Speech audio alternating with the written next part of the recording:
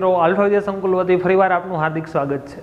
વિદ્યાર્થી મિત્રો, આલ્ફા વિદ્યા સંકુલનું આ આઈએમપી પેપર સેટ આપણે તૈયાર કરી રહ્યા છીએ, જેની અંદર આપણો પ્રશ્ન છે નિવસન તંત્રમાં શક્તિના પ્રવાહની સમજૂતી આપો। શક્તિ યાની ઉર્જા, એનર્જી। આ ઉર્જાનો જે પ્રવાહ છે તેની સમજૂતી આપવાની છે। આની અંદરથી પ્રશ્ન કંઈક એવો પણ તમને પૂછાય કે ઉર્જાનો પ્રવાહ એક માર્ગીય છે, શા માટે સમજાવો? તો આપણે આ સમજાવવાનું થાય કે ઉર્જાનો પ્રવાહ શા માટે એક માર્ગીય છે।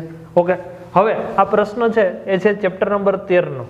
ચેપ્ટર નંબર 13 શું છે આ પ્રશ્ન? તો કે ચેપ્ટર નંબર 13 નો પ્રશ્ન આપણને કંઈક એવો પૂછાણો છે કે નિવસન તંત્રમાં શક્તિના પ્રવાહની સમજૂતી। શક્તિનો પ્રવાહ આપણી પાસે શું છે? તો કે મેન શક્તિનો પ્રવાહ છે સૂર્ય। સૂર્યમાંથી આ ઉર્જા આગળ વધશે, આગળ વધી અને ક્યાં જશે? તો કે ઉત્પાદકોમાં જશે।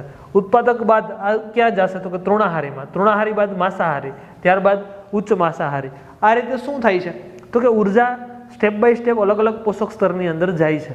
ઓકે, હવે સૌ પ્રથમ ઉર્જા ક્યાંથી આવશે?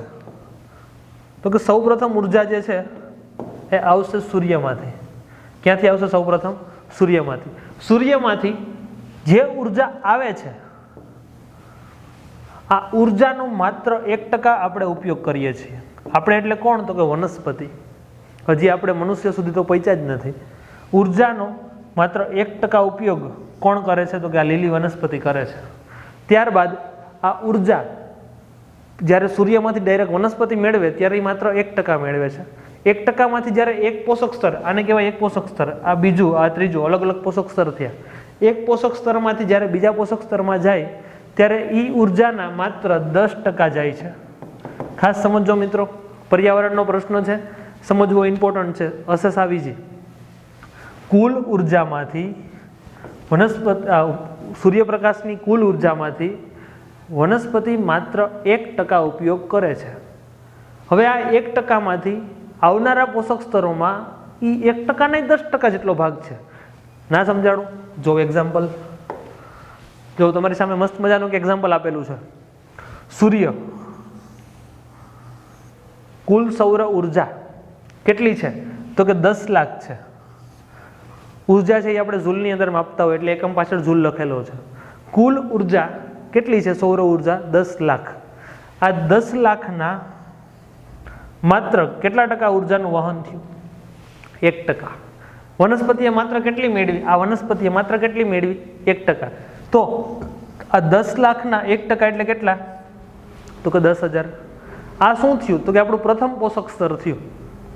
પ્રથમ પોષક સ્તરમાંથી દ્વિતીય પોષક સ્તરની અંદર કેટલા ટકા ઉર્જા જશે? તો કે અહીંયા જે છે એના પણ 10% આગળ વહન પામશે। જો હવે આ 1% ભૂલી જાવ, હવે આ એકમાંથી પ્રથમમાંથી દ્વિતીયમાં જાય ત્યારે આ 10,000ના કેટલા ટકા જાય? 10%, એટલે માત્ર કેટલી જશે? 1,000 જૂલ ઉર્જા જશે। હવે આ દ્વિતીય પોષક સ્તરમાંથી જ્યારે ઉર્જા તૃતીય પોષક સ્તરની અંદર જાય છે ત્યારે કેટલી જશે? તો કે પાછી માત્ર 10% ઉર્જા જશે। હવે દ્વિતીયમાંથી તૃતીયમાં ગયું તો કેટલી ગઈ? 10%। 10%માંથી જ્યારે તૃતીયમાંથી ચતુર્થકમાં જશે તો એ પાછી કેટલી જશે? તો કે 10%। એનો મતલબ ધીરે ધીરે ધીરે ધીરે કરતા આ ઉર્જાનું પ્રમાણ ઘટતું જાય છે। જેમ તમે ઉચલા પોષક સ્તરમાં જાશો તેમ ઉર્જાનું પ્રમાણ ઓછું હશે, જે તમે એક્ઝામ્પલ દ્વારા સમજ્યા છો। નીચલા પોષક સ્તરમાં ઉર્જા કેવી હતી? વધારે। ઉચલા પોષક સ્તરમાં ઉર્જા કેવી હતી? ઓછી। સમજો વિદ્યાર્થી મિત્રો આપણો પ્રશ્ન, નિવસન તંત્રમાં શક્તિનો પ્રવાહ, શક્તિનો પ્રવાહ એક પોષક સ્તરમાંથી બીજામાં કેટલો ઘટે છે? તો કે 10% ઘટે છે। સૂર્યની કુલ ઉર્જામાંથી કેટલા ટકા ઉર્જા માત્ર વનસ્પતિ મેળવે છે? તો કે માત્ર 1% ઉર્જા મેળવે છે। ઓકે, આ શું છે? તો કે આપણો બેઝિક કન્સેપ્ટ છે। હવે આની અંદર તમારે લખવાનું કઈ રીતે થશે? તો કે ઉર્જાનો પ્રવાહ હંમેશા એક માર્ગીય છે। આ એક માર્ગીય ઉર્જાના પ્રવાહમાં સૌ પ્રથમ ઉર્જા કોણ લેશે? તો કે ઉત્પાદકો લેશે। ઉત્પાદકો બાદ આ ઉર્જા ક્યાં જશે? તો કે તૃણાહારીઓમાં। તૃણાહારી બાદ માંસાહારી, માંસાહારી બાદ ઉચ્ચ માંસાહારી। તો મિત્રો ઉચ્ચ માંસાહારી જે છે આને ઉર્જા કેટલી મળે છે? તો કે બહુ ઓછી મળે છે। કોની સરખામણીમાં? તો કે ઉત્પાદકોની સરખામણીમાં। ઓકે, હવે આ પોષક સ્તરની વાત કરતા હોય તો આ પ્રથમ, આ દ્વિતીય, આ તૃતીય, જ્યાંની ઉપર હોય તો કોઈ ચતુર્થ પોષક સ્તર। પણ સ્ટેપ બાય સ્ટેપ જેમ તમે ઉપલા પોષક સ્તરમાં જાઓ છો તેમ શું થશે? તો કે ઉર્જા જે છે એ ઘટતી જશે।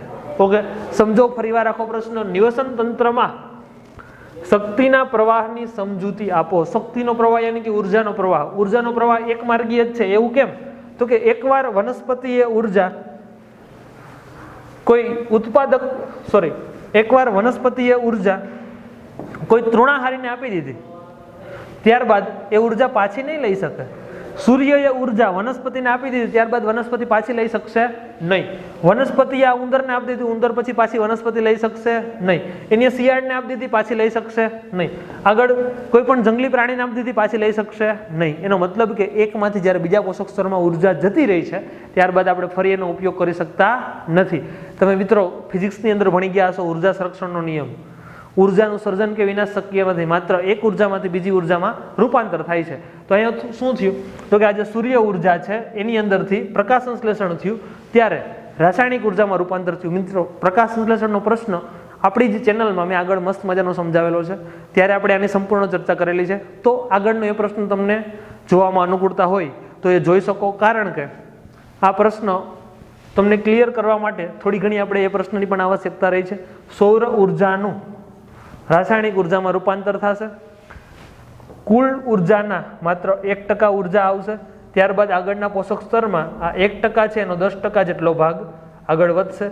આ 1% 10% સમજાવવા માટે મેં તમને એક મસ્ત એક્ઝામ્પલ આપ્યું, જેના દ્વારા શું થયું તો કે આખો પ્રશ્ન તમને ક્લિયર સમજાણો. કારણ કે આ પ્રશ્નમાં 1% 10% અલગ અલગ આંકડાઓ યાદ રાખવા માટે આ એક એક્ઝામ્પલ તમારા માટે કાફી છે. એક એક્ઝામ્પલમાં તમને તમામ વસ્તુ આવડી જશે. 10 લાખ સૌર ઉર્જામાંથી માત્ર 1% એટલે 10,000, આના 10% એટલે 1,000, આના 10% એટલે 100, એના 10% એટલે 10. તો આ રીતે શું થાય છે તો કે પોષક સ્તરની અંદર ઉર્જા જે છે એ વહન પામે છે. ક્લિયર વિદ્યાર્થી મિત્રો? પ્રશ્ન આપણો હતો નિવસન તંત્રમાં શક્તિના પ્રવાહની સમજૂતી, શક્તિનો પ્રવાહ કઈ રીતે આગળ વધે છે આની આપણે સંપૂર્ણ માહિતી લઈ લીધી. આ વખતે તમારા માટે એક ગોલ્ડન ચાન્સ એ છે કે પર્યાવરણના ચેપ્ટરમાંથી પણ 4 માર્કનો પ્રશ્ન પૂછાય છે. બાકી દર વખતે પેટર્ન પ્રમાણે 4 માર્કનો ક્યારેય પૂછાતો નથી, પણ આ વખતે હવેથી પૂછાય છે તો સાવ ઇઝી વસ્તુ થઈ ગઈ તમારા માટે. આ ચેપ્ટરને તમે ઇઝીલી કવર કરશો તો પણ આની અંદરથી પેટર્ન પ્રમાણે 8 થી 10 માર્કનું પૂછાવાના ચાન્સ છે, જેમાં 4 માર્કનો એક પ્રશ્ન, 2 માર્કના 2 પ્રશ્ન. રેડી? તો આ રીતે અલગ અલગ પેટર્ન પ્રમાણે તમને આમાંથી પૂછાઈ શકે છે. વિડીયો તમારા મિત્રો સુધી પહોંચાડજો, જેને આ આઈએમપી પ્રશ્નોની જરૂર છે તેના સુધી ખાસ પહોંચાડજો, જેથી સર્વેનો વિકાસ થાય. સૌનો સાથ, સૌનો વિકાસ. ભારત માતા કી જય.